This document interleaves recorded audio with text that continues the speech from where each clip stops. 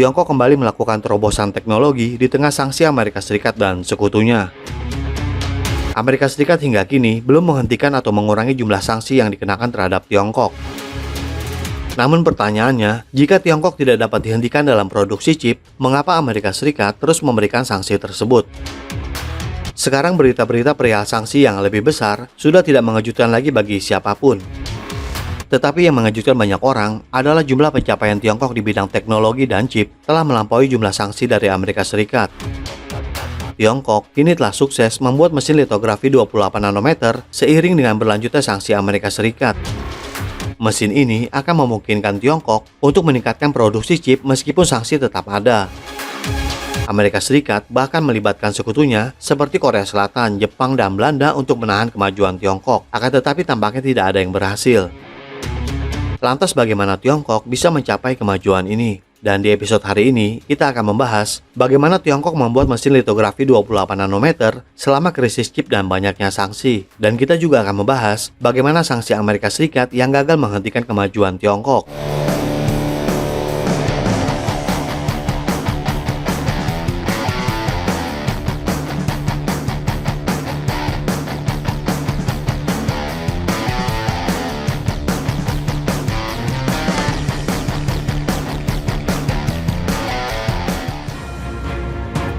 Dalam perjalanan luar biasa menuju kemandirian teknologi, Tiongkok telah mencapai tonggak sejarah yang mengesankan.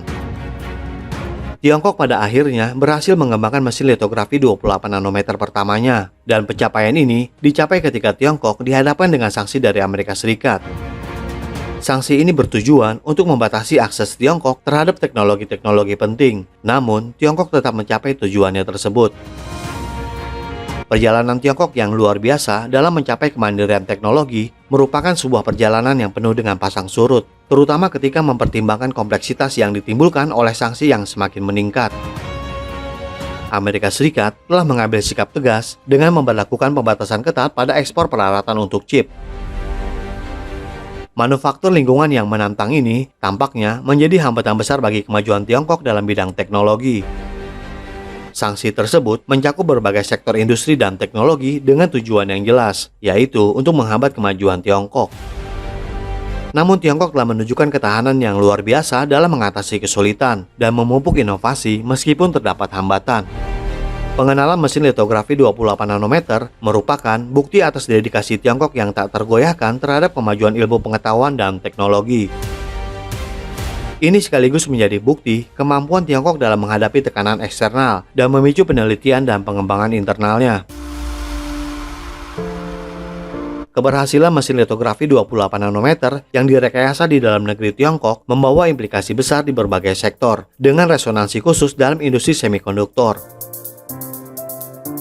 Kemampuan untuk menghasilkan chip pada skala 28 nanometer menandakan keberhasilannya dalam produksi semikonduktor. Karena menyoroti kemampuan efisiensi energi berkinerja tinggi dan evolusi perangkat elektronik yang lebih kompak. Di luar signifikansi teknisnya, pencapaian ini memiliki bobot geopolitik yang besar dan menantang dominasi beberapa perusahaan kunci terkait. Tiongkok mengakhiri ketergantungannya pada penyedia asing. Langkah ini tidak hanya membantu perekonomian Tiongkok, tetapi juga membentuk kembali kontur perdagangan teknologi global. Kemenangan Tiongkok dalam menciptakan mesin litografi 28 nanometer menunjukkan lebih dari hanya sebuah terobosan teknologi yang menandakan transformasi dalam narasi teknologi negara tersebut. Meskipun negara-negara seperti Jepang dan Belanda bergabung dengan kelompok negara yang menerapkan sanksi. Sektor teknologi Tiongkok sedang berkembang pesat dalam perjalanan yang signifikan menuju swasembada teknologi peralatan. Shanghai Microelectronica, sebuah perusahaan milik negara terkemuka, dilaporkan tengah bersiap untuk memperkenalkan mesin litografi 28 nanometer yang inovatif sebelum akhir tahun ini. Spekulasi seputar terobosan teknologi ini dimulai pada tahun 2020, ketika prediksi awal mulai beredar yang menunjukkan bahwa perusahaan akan memperkenalkan mesin litografi di UV yang menggunakan teknologi 28 nanometer. Namun perusahaan tersebut juga masuk dalam daftar hitam Departemen Perdagangan Amerika Serikat. Hal ini menghadirkan tantangan yang kompleks terhadap perjalanan teknologi Tiongkok, khususnya di bidang semikonduktor. Ketidakpastian mengenai pengiriman UV ASML di masa depan muncul dari persyaratan Belanda yang mensyaratkan bagi ASML mendapatkan lisensi untuk menjual model paling canggihnya ke Tiongkok. Selanjutnya, Jepang juga bergabung dengan gerakan memberlakukan pembatasan pada ekspor peralatan terkait chip canggih. Para ahli berpendapat bahwa perkembangan perdagangan global ini selaras dengan agenda Washington. Amerika Serikat telah memberlakukan kontrol ekspor pada tahun sebelumnya dengan membatasi penjualan peralatan manufaktur semikonduktor canggih ke Tiongkok dengan alasan keamanan nasional. Skenario global yang dihadapi Tiongkok terhadap potensi resiko kehilangan akses bahkan ke model UV lama milik ASML menambah kompleksitas situasi. Pemerintah Amerika Serikat dilaporkan sedang mempertimbangkan peraturan baru yang berpotensi membatasi pengiriman peralatan asing, bahkan yang berisi komponen kecil Amerika Serikat ke fasilitas tertentu di Tiongkok.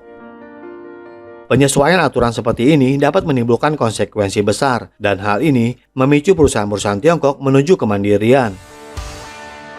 Para ahli dari Amerika Serikat menyebutkan bahwa Tiongkok tidak bisa membuat chip yang canggih dan memerlukan bantuan dari negara lain, tetapi SMII membuktikan bahwa mereka salah. Shanghai Microelectronic Equipment muncul sebagai mercusuar harapan bagi ambisi Tiongkok dalam manufaktur mesin yang mampu memproduksi chip tingkat lanjut. Saat ini, perusahaan sedang bersiap untuk menunjukkan kepada semua orang mesin litografi baru mereka yang dapat membuat komponen-komponen komputer kecil. Banyak orang di seluruh dunia sangat antusias untuk melihatnya, karena hal ini akan menguntungkan semua orang yang memungkinkan bagi Tiongkok untuk memasarkan chip dengan harga yang rendah. Jadi, sementara Amerika Serikat sibuk memberikan sanksi terhadap Tiongkok, Tiongkok tidak hanya akan mampu swasembada, tetapi juga akan menjadi produsen chip nomor 1 di dunia. Pentingnya pencapaian ini tidak hanya terletak pada kemajuan teknologi, tetapi juga pada potensi dampak positif dalam dinamika perdagangan global. Kemajuan Tiongkok menunjukkan tekad untuk berkembang secara mandiri, menyiapkan panggung untuk perubahan transformatif. Kekuatan transformatif Tiongkok menyoroti potensi transisi dari konsumen teknologi menjadi produsen teknologi. Ini adalah sebuah peralihan dari ketergantungan pada pemasok luar. Narasi perdagangan global dapat mengalami perubahan besar yang akan menghilangkan dominasi Amerika Serikat di setiap sektor di dunia, di mana kepemimpinan teknologi mempunyai pengaruh yang signifikan. Sanksi dari Amerika Serikat terhadap Tiongkok telah mendapat respon yang kuat dari sektor teknologi Tiongkok. Pemerintah dan dunia usaha Tiongkok telah menunjukkan ketahanan dan kemampuan beradaptasi dalam menanggapi tekanan eksternal yang terus-menerus. Kemampuan Tiongkok untuk menyesuaikan strategi, mendiversifikasi pasar, dan mengidentifikasi peluang baru dalam menghadapi sanksi adalah pelajaran yang dapat dipetik oleh negara-negara berkembang. Jadi bagaimana menurut Anda tentang perencanaan strategis jangka panjang Tiongkok dan dampaknya terhadap pertumbuhan ekonomi meskipun dalam situasi tekanan eksternal, termasuk efektivitas sanksi Amerika Serikat terhadap Tiongkok dibandingkan dengan dampak yang diharapkan oleh Amerika Serikat? Silakan berikan komentarnya di kolom komentar kami. Terima kasih dan sampai jumpa di episode berikutnya.